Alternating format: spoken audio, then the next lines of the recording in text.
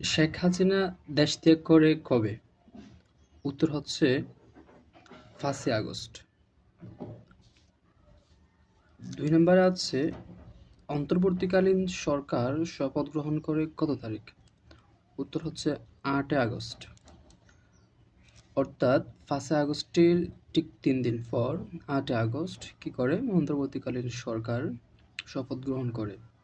3 নম্বরে আছে টাইম ম্যাগাজিনের 100 প্রভাবশালীর মধ্যে বাংলাদেশের হিসেবে কে আছেন 2024 সালের? রিসেন্টলি সেটা হচ্ছে আমাদের নাহিদ ইসলাম। 4 নম্বর আছে ডক্টর ইউনূস কত তারিখ জাতিসংঘে ভাষণ দেন? উত্তর হচ্ছে 27 সেপ্টেম্বর। ডক্টর ইউনূসের সফরসঙ্গী হিসেবে কে ছিলেন? উত্তর হচ্ছে